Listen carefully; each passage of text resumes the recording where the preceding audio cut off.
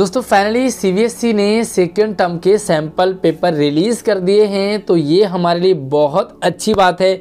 अब हम sample paper से आइडिया लेकर के अपनी तैयारी को शुरू कर सकते हैं। तो शुरू आज से नहीं बल्कि अभी से लग जाइए। और आज हम हिंदी का पेपर क्लास 10 के लिए सॉल्व करने वाले हैं। किस प्रश्न का उत्तर कैसे लिखना है, क्या तरीका होना चाहिए ताकि आपके 40 में से एक भी नंबर कम ना आए। और अगर आपको बाकी सब्जेक्ट के पेपर चाहिए like basic math, standard math, science और सोशल साइंस, ये सारे आपको हिंदी मीडियम में हमारे इसी वीडियो के डिस्क्रिप्शन में, साथ ही हिंदी के सभी चैप्टर हैं और ग्रामर के टॉपिक भी आपको इसी वीडियो के डिस्क्रिप्शन में जाके ज़रूर देखें और अपने 40 की तैयारी आप करके रखें। कोड आपका रहेगा 002। और चलिए देखते हैं सबसे पहले हम यहाँ पर किस तरीके से आपको इंस्ट्रक्शन, जनरल इंस्ट्रक्शन, और अभी तक आपने इसे देख भी लिया होगा। हालांकि ये पेपर आपका 40 नंबर का ये तो पहले से क्लियर है और पेपर रहेगा आपके लिए 2 घंटे का, राइट। अब आपको यहाँ पर एमसीक्यू नहीं आएगा, टोटली सब्जेक्टिव पेपर आपका होगा, यानी कि एक्सप्लेन करना आपको पड़ेगा। अब सबसे पहले हम निर्देश देख लेते हैं। 2 खंड है इसमें, क और ख, बहुत ही आसान है। 2 खंड है, सभी प्रश्न आपको अनिवार्य होंगे। यथासंभव सभी प्रश्नों के उत्तर आपको क्रमानुसार ही लिखना है, कोशिश करें, लेकिन मैं आपको नहीं कहूँगा कि आप सीरियल वाइज करें। जो प्रश्न आपको सबसे पहले आएगा उसी को आप पहले करिए ताकि आपके इजीली आपके पूरे अच्छे से हो जाए। हाँ, ये बात आपको ध्यान रखनी है कि भाई लेखन कार्य में सफाई आपको रखनी, सुंदर राइटिंग आपकी होनी चाहिए, क्योंकि भाई अकड़ बकड़ बम्बे वो आपका एमसीक्यू में था, कोई भी राइटिंग की वहाँ पर दिक्कत नहीं थी, लेकिन यहाँ पर आपके राइटिंग के मार्क्स कटने वाले हैं। खंड का में 3 प्रश्न हैं और इसको आपको इनके उप प्रश्नों के भी उत्तर आपको देने, प्रश्न के अंदर भी प्रश्न हैं। खंड खा में 4 प्रश्न हैं और प्रश्नों के अंदर भी आपको मतलब अलग अलग प्रश्न आपको दे रखे होंगे, तो आपको टोटली सारे प्रश्न करने हैं। और अब देखेंगे सबसे पहले हमारे पास है पाठ्य पुस्तक। तो ये ध्यान रखें आपके पास ना ही अपठित कविता आएगी और ना ही अपठित और पठित ये गद्यांश और काव्यांश आने वाले हैं। तो डायरेक्टली आपके पास प्रश्न शुरू हो गए हैं।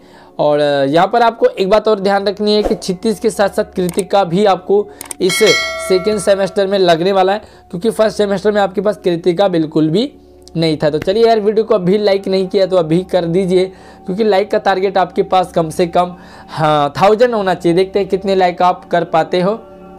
पहला सवाल देखो कि फादर कामिल बुल्के संकल्प से सन्यासी थे, मन से नहीं, है ना। उन्होंने संकल्प ले लिया था, बेल्जियम से आए थे और इंडिया आ गए। तो उन्होंने अपने बेल्जियम में कहा था कि वह मुझे सन्यासी बनना है, इसीलिए वो इंडिया आए थे, लेकिन वो संकल्प से सन्यासी थे, मन से नहीं थे। उन्होंने सिर्फ संकल्प लिया था। लेखक इस कथन के आधार पर सिद्ध कीजिए कि फादर का जीवन परंपरागत सन्यासियों से किस प्रकार अलग था। तो देखो सिंपल सा है, पहले सवाल को समझे।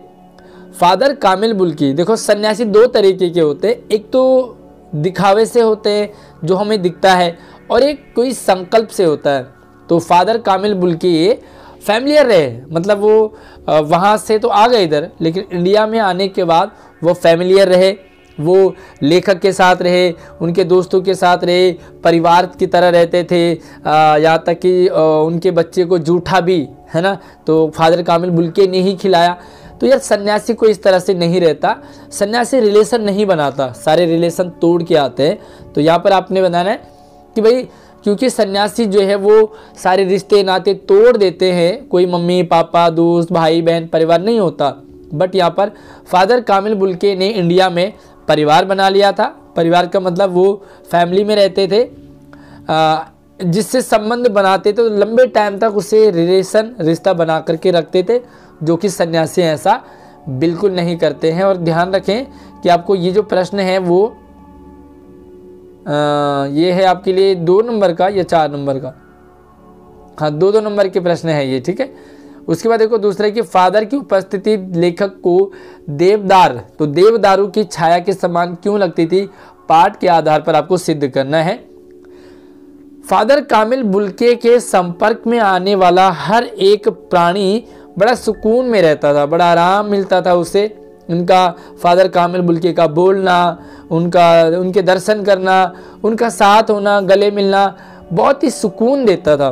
किस तरह से सुकून देता है, जिस तरह से देवदारू के पेड़ के नीचे बहुत अच्छी छाया होती है और वहाँ पर इंसान को सुकून मिलता है, ठीक उसी तरह फादर कामिल बुल्के की छत्र छाया में भी सुकून मिलता है। बहुत प्यार वो करते थे।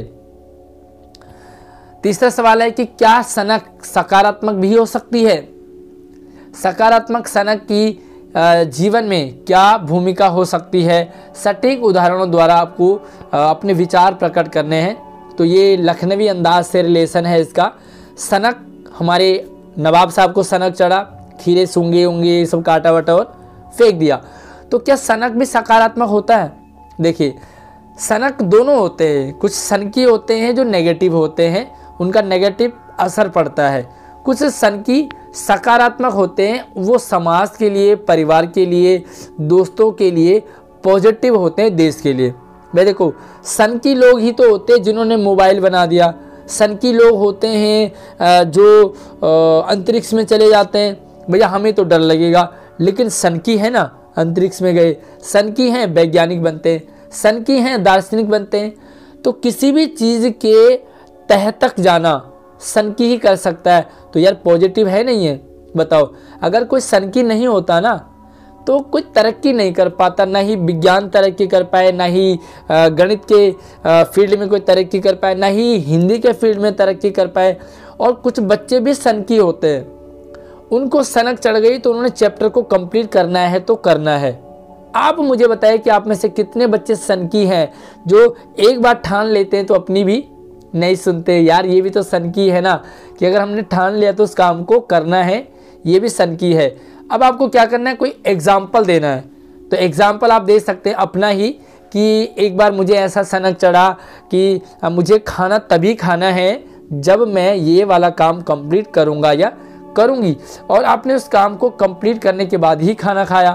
तो खाना तो एग्जाम्पल है, आप कुछ भी ऐसा कर सकते, एग्जाम्पल दे सकते हैं। तो मुझे भी आप कमेंट पे बताएं कि आप कब सनकी बने। अगला प्रश्न है घ, लखनवी अंदाज शीर्षक की सार्थकता तर्क सहित सिद्ध कीजिए। लखनवी अंदाज चैप्टर का नाम ऐसा क्यों रखा? क्योंकि इस पार्ट में एक नवाब साहब होते हैं, उनकी नवाबी यहाँ पर दिखाई दी। उन्होंने अपना बड़प्पन, अपना दिखावा और उच्च वर्ग, सामंती वर्ग का भाव अपने आप में दिखाया। खीरों को धोया, काटा, पोछा, नमक लगाया और सूंघ करके ही फेंक दिया। तो यही इस पाठ की सार्थकता है कि इस पाठ में टोटली कटाक्ष किया गया है सामंती वर्ग पर, उच्च वर्ग पर, और ये बताया कि भाई लखनऊ के नवाब लोग कितने सनकी होते हैं, कितने, यार मैं तो हाफ मैंडी कहूँगा इन्हें, बट लखनवी अंदाज मतलब लखनऊ के लोगों का अंदाज क्या होता है, थोड़ा सा आपको यहाँ पर सिद्ध करना है कि किस तरह से लखनऊ का नवाब ट्रेन में बैठा होता है और ये सारा काम करता है, बस बिना खाए ही फेंक देता है। उसके बाद देखो यहाँ पर आपको 3 ही प्रश्नों के उत्तर देने हैं, थोड़ा सा 25 से 30 शब्दों में लिखेंगे।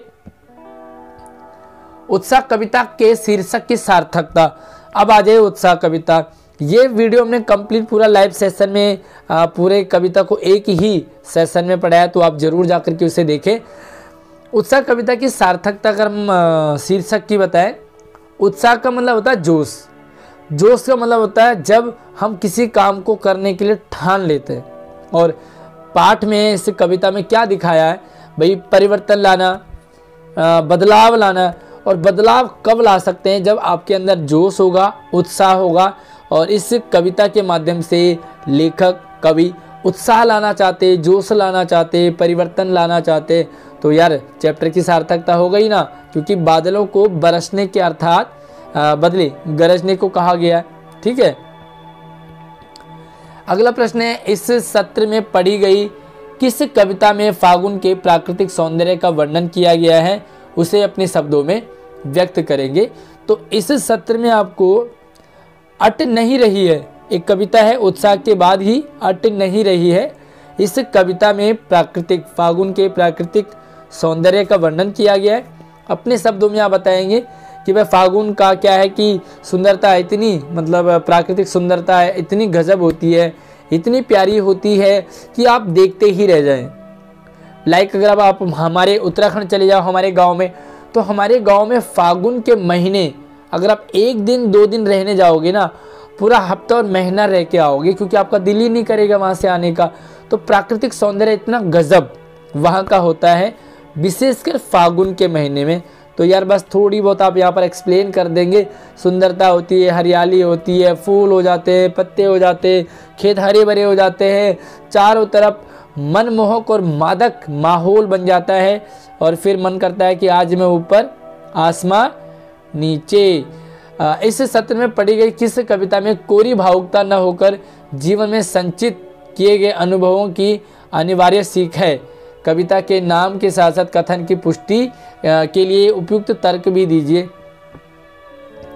कविता में कोरी भावुकता न होकर के जीवन में संचित किए गए अनुभवों की अनिवार्यता है, वो कहा गया है आपको।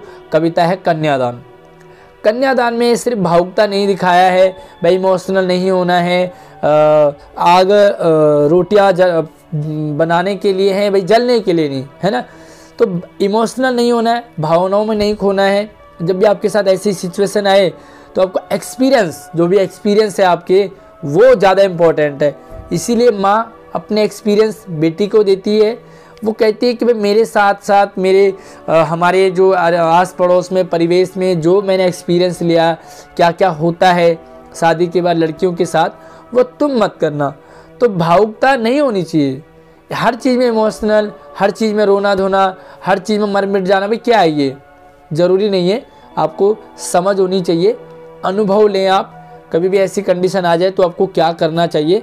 तो यार बस तर्क आप दे सकते हैं कि भाई इमोशनल से ज़िंदगी नहीं कटती, एक्सपीरियंस होने चाहिए, अनुभव काम आते हैं। एग्ज़ाम है, एग्जाम्पल आप दे सकते हैं, एग्ज़ाम है आपका, पेपर आपको समझ नहीं आ रहा, या रोने लग जाओगे आप, क्या होगा? कुछ होगा? नहीं होगा, क्योंकि आपको अनुभव, अब आपने जितना पढ़ाया उसके अकॉर्डिंग आप कर पाओगे, राइट। अगला है भाई, बहुत अच्छी मतलब बढ़िया प्रश्न है, लेकिन सारे सत्र में दिया है। आपको पता होना चाहिए कि सत्र में कौन कौन से चैप्टर आपके पास लग रहे हैं। इस सत्र में पढ़ी गई किस कविता में अंतिम पंक्तियां आपको प्रभावित करती है और क्यों? तर्क सहित स्पष्ट कीजिए। तो यार ये तो ना प्रश्न आपके लिए बहुत ही आसान है। आप चाहो तो जिस मर्जी की अंतिम पंक्तियां उठा लो और ये कह दो कि मुझे प्रभावित करती है, कोई रोक नहीं सकता आपको। आप कहोगे कन्यादान की अंतिम पंक्तियां मुझे अच्छी लगी, क्योंकि यहाँ पर क्या कि लड़की होना है ना, लेकिन लड़की जैसी दिखाई मत देना, कोई आपको परेशान करे। मतलब लड़की में जितनी क्वालिटी होती है, लड़की सुशील होती है, लड़की शांत स्वभाव की होती है, लड़की के अंदर सारी वो क्वालिटी होती है, वो होनी चाहिए। बट लड़की जैसी मत दिखना। कोई आपको गलत इंसान मिल जाए, कभी गलत तरीके से आपको ट्रीट किया जाए, या गलत संगत में कभी आप गलत लोगों के चंगुल में फंस जाए, तो वहाँ पर अब लड़की मत होना, झांसी की रानी बन जाना, है ना। तो बस ये लिख देंगे। अदरवाइज आप दूसरी कविता भी आप फागुन में अट नहीं रही, आपको प्रभावित कर गई, तो भाई बसंत ऋतु का, फागुन का वर्णन कर लो आप, आपको छूट है इस प्रश्न में। अगला प्रश्न देखो भाई, आप आ गए आपके कृतिका से, और यहाँ पर आपको 2 प्रश्न करने हैं, 3-3 नंबर के। शब्द आपको बढ़ा दिए हैं, 60 शब्द कर दिए हैं, तो आपको शब्दों की सीमा को ध्यान में रखना है। माता का अंचल पाठ में वर्णित बचपन और आज के बचपन में क्या अंतर है? क्या इस अंतर का प्रभाव दोनों बचपनों के जीवन मूल्यों पर पड़ा है? तर्क सहित, ये ध्यान रखना, जहाँ पर आपको तर्क बताया है वहाँ पर आपको अपने लॉजिक लगाने हैं। पहले तो मैं आपको अंतर बता देता हूँ। माता का अंचल पाठ में जो बचपन है, वहाँ पर क्या है, टेक्नोलॉजी नहीं थी, बच्चे खिलौनों से खेल रहे थे, घरेलू खिलौने, उसमें पैसे बिल्कुल भी नहीं खर्च हो रहा था। घर के कनस्तर वगैरह थे, बटन वगैरह थे, या शीशी के ढक्कन वगैरह थे, इन्हीं से सारे वो खेलते थे, कोई भी खर्चा नहीं था। मतलब ज़्यादा बच्चों का शारीरिक जो एक्टिविटी है वो ज़्यादा होती थी, लाइक खेत में खेलना, हल खेलना, छुपन छुपाई खेलना, वो सारे खेल गांव में बताया। आज के बचपन में क्या, सारे बच्चे 95% बच्चे मोबाइल में आ गए, लैपटॉप में आ गए, कंप्यूटर में आ गए, वीडियो गेम में आ गए, बैठे बैठे सारे खेल रहे हैं, मतलब शारीरिक एक्टिविटी ख़त्म हो गई, राइट। तो बस आप अंतर ये हो गया। साथ में देखो इस अंतर का प्रभाव दोनों बचपनों के मूल्यों पर पड़ा है। भाई तब शारीरिक एक्टिविटी ज़्यादा थी बट टेक्नोलॉजी नहीं थी, तो यार टेक्नोलॉजी का होना बहुत ज़रूरी है, इसलिए उन पर भी पड़ा। और आज सिर्फ टेक्नोलॉजी है तो सारे बच्चे टेक्नोलॉजी के चंगुल में फंस गए, निकलना चाह रहे लेकिन निकल नहीं पा रहे हैं। तो ये थोड़ा सा बता देंगे। साथ में देखो हाँ तो हो गया स्पष्ट, थोड़ा सा तर्क आप देना है तो तर्क हमने दे दिया कि भाई टेक्नोलॉजी भी ज़रूरी है, साथ में आपको मॉडर्न होना भी ज़रूरी है, साथ में आपको शारीरिक एक्टिविटी भी ज़रूरी है। जॉर्ज पंचम की नाक चैप्टर है आपके पास, और ये कंप्लीट अगर आपको चैप्टर लाइव क्लास में समझना हो तो लिंक मैं आपको कमेंट मुझे कीजिए ताकि मैं लाइव क्लास लेके आऊँ आपके लिए। काफ़ी इंटरेस्टिंग चैप्टर है। जॉर्ज पंचम की नाक पाठ में निहित व्यंग्य को स्पष्ट करते हुए बताइए कि मानसिक पराधीनता से मुक्ति पाना क्यों आवश्यक है। देखो जॉर्ज पंचम की नाक में हमारे देश की गुलामी को दिखाया है। हमारा भारत किस तरह से लोगों की सेवा में लगा होता है, दूसरों की गुलामी करता है। मतलब अपने घर में चाहे कुछ ना हो लेकिन मेहमान आ जाए सारी चीज़ें करेंगे हम, नमकीन हो गया, बिस्किट हो गया, कोल्ड ड्रिंक हो गया, पिज्ज़ा बर्गर सारा ऑर्डर करेंगे, चाहे हमने चाहे एक हफ्ते से खाना ना बनाया हो। तो यही यहाँ पर दिखाया है कि जब विदेशी आते हैं तो हम लोग तैयारियाँ करने लग जाते हैं। मानसिक पराधीनता है, हम मन से गुलाम हैं। अरे भाई क्या ज़रूरत है उनकी इतनी खातिरदारी करना कि अपने छोले बिक जाए। तो यही यहाँ पर दिखाया है। मानसिक पराधीनता से मुक्ति पाना बहुत ज़रूरी है, क्योंकि जब हमारा मन आज़ाद होगा, जब हमारा मन स्वतंत्र होगा तो हम स्वतंत्र विचार हमारे मन में आएंगे और वो ओपन जो ख्याल होंगे, कल्पना होंगी, उसमें कहीं ना कहीं मॉडर्न झलक दिखेगी, कहीं ना कहीं आगे बढ़ने वाली होगी, कुछ क्रिएटिविटी होगी। बट जब हम पुराने ढर्रे में चल रहे होते हैं, अगर मानसिक पराधीन हैं तो लिख देंगे आप यहाँ पर। नदी, फूलों, वादियों और झरनों के स्वर्गिक सौंदर्य के बीच किन दृश्यों ने लेखिका के हृदय को झकझोर दिया। साना साना हाथ जोड़ी पाठ बहुत ही मज़ेदार पाठ है। साना साना हाथ जोड़ी आपने पिछले साल एक प्रोजेक्ट बनाया था, सिक्किम प्रोजेक्ट, तो सिक्किम प्रोजेक्ट पर आधारित है ये साना साना हाथ जोड़ी। इसमें लेखिका मधु कांकरिया, इन्होंने सिक्किम की यात्रा करी, और यात्रा जो प्राकृतिक सौंदर्य, क्या गजब का बर्फ़ है, पहाड़ हैं, रास्ते हैं, बहुत ही प्यारा सा मतलब वहाँ का नज़ारा। तो उसी नज़ारे के बीच में बहुत सारे ऐसे सीन दृश्य दिखाई देते हैं, कहीं रोड है, कहीं मोड़ है, कहीं बर्फ़ है, कहीं घाटियाँ हैं, कहीं पहाड़ है। तो वो सारे दृश्य उन्होंने देखे, और साथ ही उन्हें एक जगह ऐसा सीन दिखा जहाँ पर कि पहाड़ी जो महिलाएं हैं, नेपाली महिलाएं, वो बच्चों को बांधते हैं साथ में और काम कर रहे हैं। मतलब उन्होंने देखा कि यार इतना क्रिटिकल कंडीशन है और ऐसी कंडीशन में बच्चों को लेकर के पहाड़ तोड़ रहे हैं। झकझोर दिया लेखिका को कि यार मतलब कैसे लोग हैं जो हमारे लिए कितना काम करते हैं। तो ये आप लिख सकते हैं। अब आ जाते हैं ग्रामर पार्ट पे, रचनात्मक लेखन। और ये क्या आपके लिए, ये आपके पास 4 टॉपिक आपके पास। तो पहला देखो आपका है अनुच्छेद लेखन, और अनुच्छेद लेखन आपको 150 शब्दों में करना है। बहुत ही इजी रहेगा आपके लिए। कोरोना काल और ऑनलाइन पढ़ाई, ये मैंने आपको जो वर्कशीट आई थी आपको, उसमें भी ये कोरोना काल और ऑनलाइन पढ़ाई का अनुच्छेद लिखवाया है, तो आप इसे वहाँ से लिख सकते हैं। यहाँ पर देखो क्या है कि कुछ टॉपिक दे रखे हैं, जैसे भूमिका, लॉकडाउन की घोषणा, ऑनलाइन कक्षाओं का आरंभ हुआ, इसके लाभ हुए, ऑफलाइन कक्षाओं की तुलना हुई, तकनीकी से जुड़ी बाधाएं भी आई, निष्कर्ष भी आए। तो आपको 1 पेज और पौने पेज में आपको ये सारी चीज़ें लिखनी है। ये ध्यान रखना कि ये टॉपिक आप वहाँ पर मेंशन नहीं करोगे, ये लिखना नहीं है आपको, ये सारी चीज़ें लिखनी नहीं है। सारे पॉइंट आपको सोच करके और बस अपना स्टार्ट किया और लिखते गए ख़त्म। ठीक है, सारे पॉइंट उसमें आने चाहिए। सेम यहाँ पर देखो मानव और प्राकृतिक सौंदर्य, इस पर आप लिख सकते हैं कि भाई मानव क्या है, प्राकृतिक सौंदर्य क्या है, क्यों ज़रूरत है हमें, क्या रिश्ता है हमारा प्रकृति से, किस तरह हमें प्रकृति की केयर करनी चाहिए, पेड़ लगाने चाहिए, काटने नहीं चाहिए, वगैरह वगैरह वगैरह। प्रकृति का दोहन, घर बनाए जा रहे हैं, बिल्डिंग बनाए जा रहे हैं और पेड़ों को काटते जा रहे हैं, तो ये कारण क्या है, हानि क्या है। रौद्र रूप ले रही है प्रकृति। भाई प्रकृति क्या कर रही है, धीरे धीरे आप देख सकते हो कि कभी अचानक से बारिश हो जाती है, अचानक से धूप लग जाती है, ठंड के मौसम में गर्मी, गर्मी के मौसम में बरसात हो रही है, तो ये क्या है, रौद्र रूप है।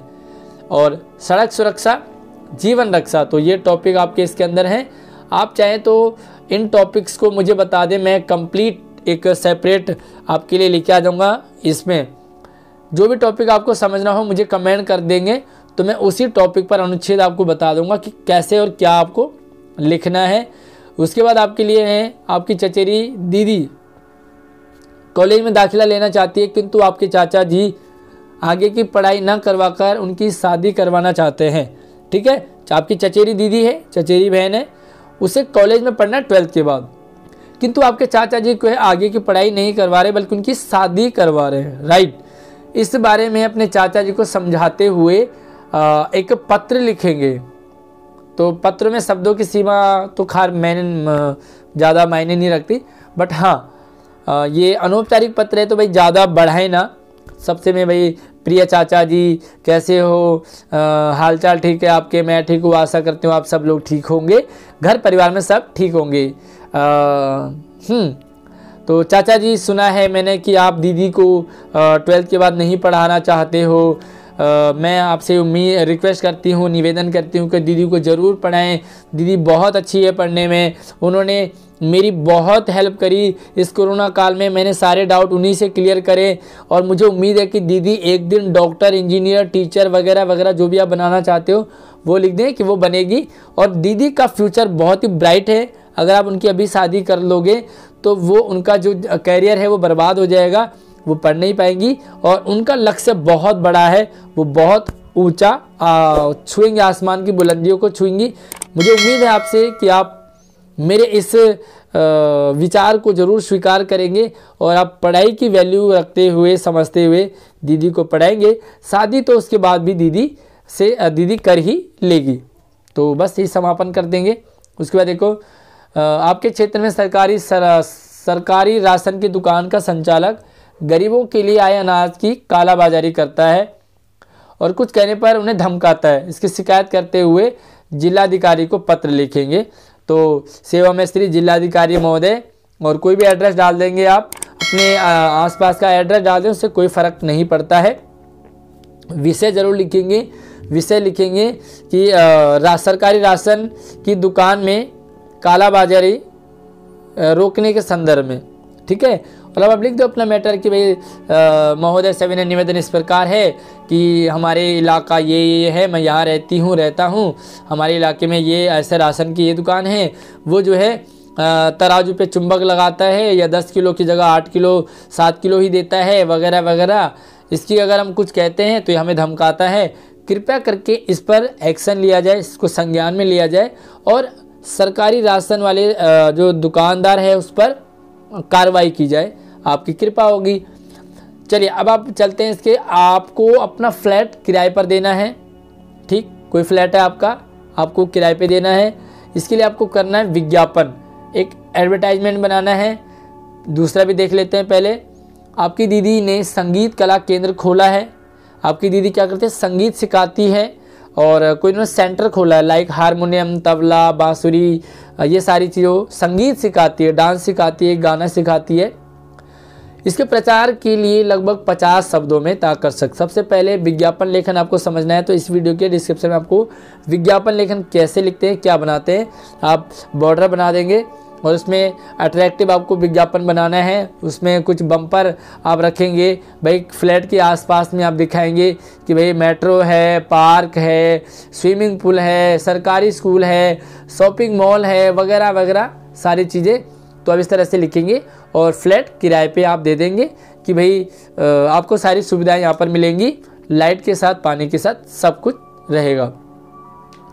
आपकी दीदी संगीत कला केंद्र खोला है तो आप बता देंगे कि भाई ट्रायल क्लास फ्री है, या आप रख सकते हैं आइए और इस मौके का लाभ उठाइए।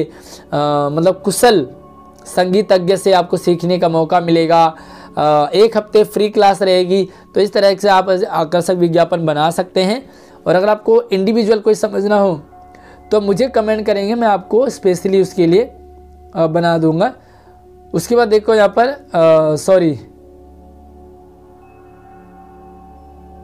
ये ऊपर भी विज्ञापन लेखन है और नीचे भी विज्ञापन लेखन है। तो कितने 4 विज्ञापन लेखन आएंगे आपको, ठीक है। 4 में से आपको 2 करने हैं और 2.5 नंबर का आपका रहेगा।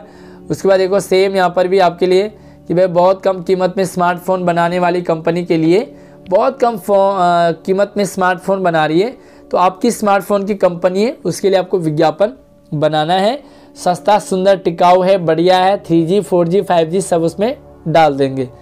राष्ट्रीय प्रतिभा खोज NCET क्या है ये NTSC में पहला स्थान प्राप्त करने पर आपके अपने मित्र को लगभग 400 शब्दों में शुभकामना। तो आपके दोस्त को कोई प्राइज़ मिला है, पहला स्थान आया उसका NTSC। तो NTSC एग्ज़ाम हुआ था, उसमें फर्स्ट प्राइज उससे मिला है, पहला स्थान मिला है, तो शुभकामना देंगे। तो कौन है भाई आपका ये मित्र है, तो प्रिय मित्र का नाम लिख देंगे। और जो भी कुछ है कि भाई आपको मुझे पता चला कि ये ऐसा ऐसा हुआ है, तो मैं आपको शुभकामना देता हूँ, आपका भविष्य उज्जवल हो, इसी तरह से आगे तरक्की करते रहो। और बाकी अगर आपको इंडिविजुअल समझना है तो यार ज़रूर मुझे आप कमेंट कर देंगे, मैं आपको उस टॉपिक पर क्लियर कर दूंगा। उसके बाद देखो यहाँ पर साहसिक कार्य के लिए बाल वीरता पुरस्कार से सम्मानित होने पर बाल वीर पुरस्कार मिला है आपके मित्र को, सेम यहाँ पर भी बधाई संदेश आप देंगे। उसके बाद देखो केरल के निवासी अपने मित्र को ओणम के अवसर पर लगभग 400 शब्दों में बधाई संदेश। आपका दोस्त केरल का है, ओणम का फेस्टिवल आया है तो आपको उसे बधाई देनी है। वह जैसे होली, दिवाली, ईद, मुहर्रम आते हैं, इसी तरह से ओणम में आप उसे बधाई देंगे। और सबसे लास्ट में भैया भाभी की पहली वैवाहिक वर्षगांठ पर, आपके भैया भाभी की शादी हुई 1 साल हुआ है, उनकी मैरिज एनिवर्सरी है, तो आप उन्हें शुभकामना संदेश देंगे। तो बस यार यही है। अगर आपको कोई इनमें से टॉपिक समझ में ना आया हो, आपको स्पेशली समझना हो, तो मुझे कमेंट कर देंगे। साथ ही अगर आपको कृतिका की चैप्टर लाइव चाहिए, साना साना हाथ जोड़ी, जॉर्ज पंचम की नाक और माता का आंचल, तो इन्हीं तीनों चैप्टर से सेपरेट वीडियो मैं आपके लिए लाइव लेके आऊँगा।